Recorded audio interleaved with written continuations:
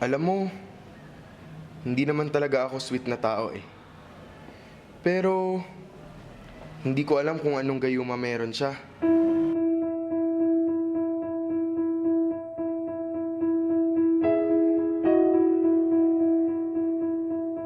Ang dami kong babaeng nakilala, pero iba siya.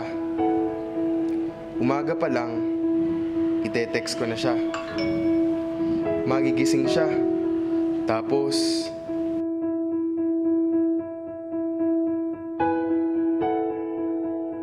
magandang umaga, prinsesa. Yun, ang ngiti niya, malaanghel. Yung mukha niya, napakaamo. Ang sarap niya sigurong titigan kahit bagong gising. Kahit gulo ang buhok, walang ayos. Basta, alas 8 ng umaga, dadating ang unang sorpresa ko para sa kanya.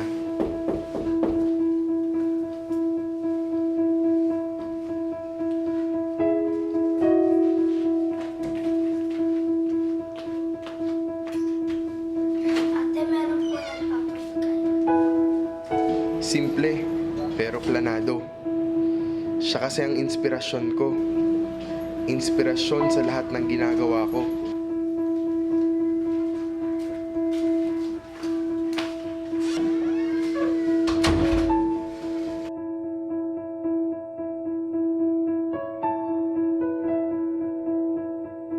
Siguro naman, magugustuhan niya yon, di ba? Wala naman sigurong babaeng di matutuwa sa mga rosas. Pero, di pa doon natatapos yun. Alas 12 ng tanghali, darating ang pangalawa kong sorpresa.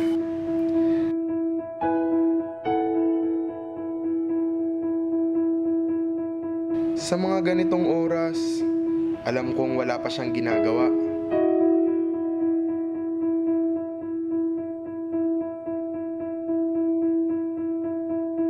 Maiisip niya kaya ako?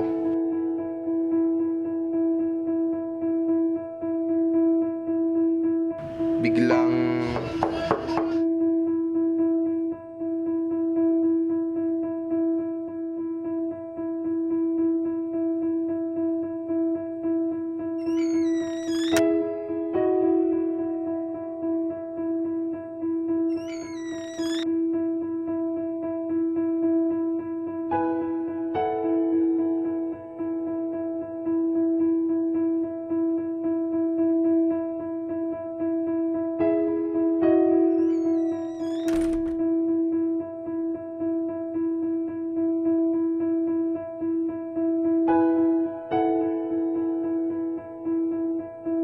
Magustuhan niya kaya yon?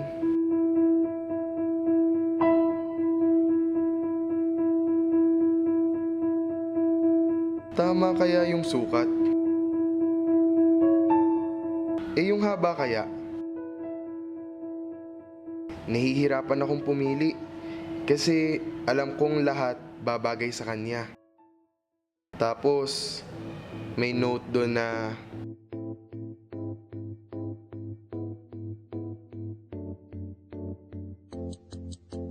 iniisip ko tuloy kung anong ayos niya.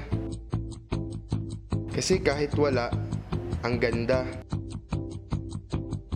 Parang gusto ko siyang sunduin mula sa bahay nila. Pero,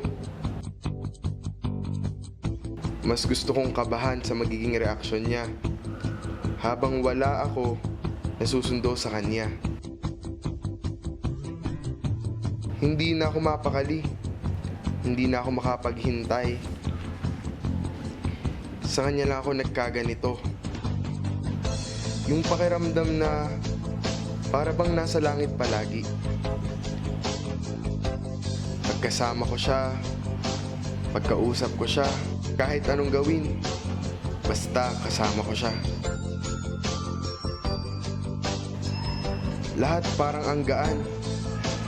Lahat parang perfect. Kaya ito yung naisip kong perfect para sa kanya. Papalapit ng papalapit. Unti-unti, di ko mapigilang ngumiti. At eto na nga ang babaeng punot dulo ng lahat.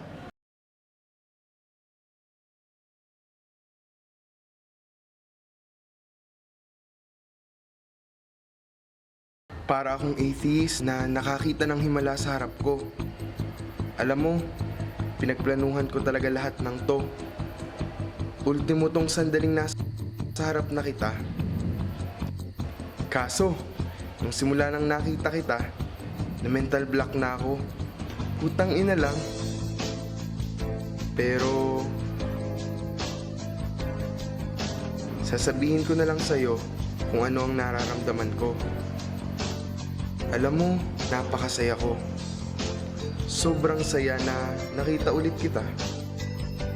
Nakangiti pa sa akin. Hindi ka nakakasawang titigan. Hindi ka nakakasawang isipin. Hindi ka nakakasawang pangitiin na kahit matagal na kitang kilala, kinikilig pa din ako. Kaya nga, nandito ako ngayon sa harap mo. Luluhod. Hindi para alokin ka ng kasal. Kasi gusto ko mahalin mo muna ako bago kita pakasalan. So please, be my girlfriend.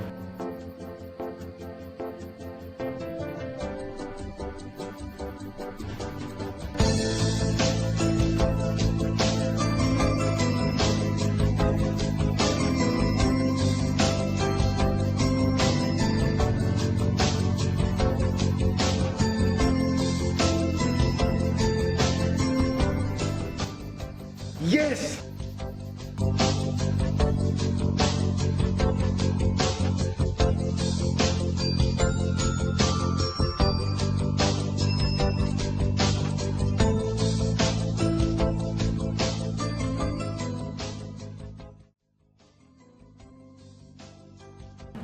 So, Jaya, sa tingin mo, magustuhan kaya ng best friend mo yung plan ko para sa kanya? Oo naman.